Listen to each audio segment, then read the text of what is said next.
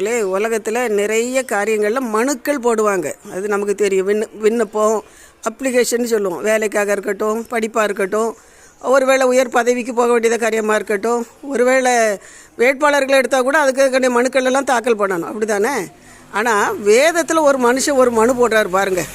நீதிமொழிகள் 30 7வது வசனத்தை பார்த்தீங்கன்னா, ஆகுருங்கிற ஒரு மனுஷன் ஆண்டவருக்கு ஒரு மனு போடுறாரு. கொஞ்சம் ஆச்சரியமாக இருக்குல்ல? என்ன மனு தெரியுமா? ஐஸ்வர்யத்தையும் தரித்திரத்தையும் எனக்கு தராதிருப்பீராக, மாயையும் பொய் வசனிப்பையும் எனக்கு தூரப்படுத்தும். மாயையும் பொய் வசனிப்பையும் தூரப்படுத்தி ஐஸ்வர்யத்தையும் தரித்திரத்தையும் கொடாமல் எனக்கு இரும். இதையெல்லாம் நீர் எனக்கு மறுக்காமல் மரண பரிந்தம் தாரும். நான் சாகிற வரை எனக்கு இதை தாரும். கொஞ்சம் அருமையான விண்ணப்பம் இல்லை?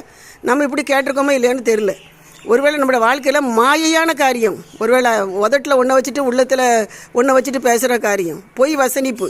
ஒருவேளை நீ நல்லவர் வல்லவர்னு பேச வேண்டியது, ஆனால் மனசுக்குள்ளே வேறு மாதிரி எண்ணங்கள் ஓடிக்கிட்டு இருக்கு. பொய் வசனிப்பு, ஒரு மாய்மாலம், ஒரு மாயையான காரியம். எனக்கு வேண்டவே வேண்டாம். ஏன்னா அது உங்களுடைய பார்வையில் பிரியமில்லாத ஒரு காரியம். மனுஷனை ஏமாற்றிடலாம், உங்களை ஏமாற்ற முடியாதுல்ல, அதனால் வேண்டாம்.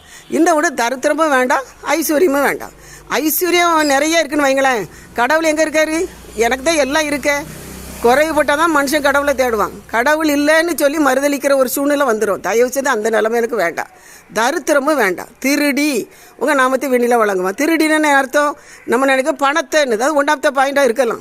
மற்றபடி கர்த்தருக்கு கொடுக்க வேண்டிய நேரத்தை அவன் திருட வேண்டியதாயிரும்.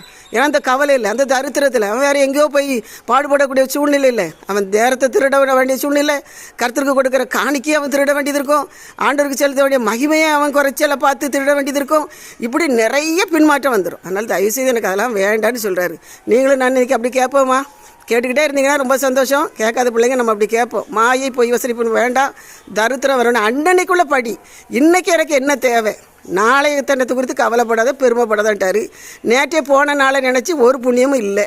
அப்போ இன்றைக்கி என்ன நடத்தும்னு மட்டும் நம்ம சொல்லணும். சரியா அன்பானவர்களே? பிரச்சனை இல்லாத வீடு இல்லை. எல்லார் மத்தியிலும் கர்த்தருடைய வார்த்தை நம்ம தேற்றும், நம்ம நடத்துங்க. ஒரு அருமையான நேரத்தில் நேரு மாமா காந்தி தாத்தாவை பார்க்க போகிறார். சரியா? காந்தி தாத்தா அவங்க வீட்டுக்கு போகும்போது காந்தி தாத்தா ஒரு சின்ன வாளியில் கொஞ்சோண்டு தண்ணியை வச்சு குளிச்சுக்கிட்டு இருக்காங்க.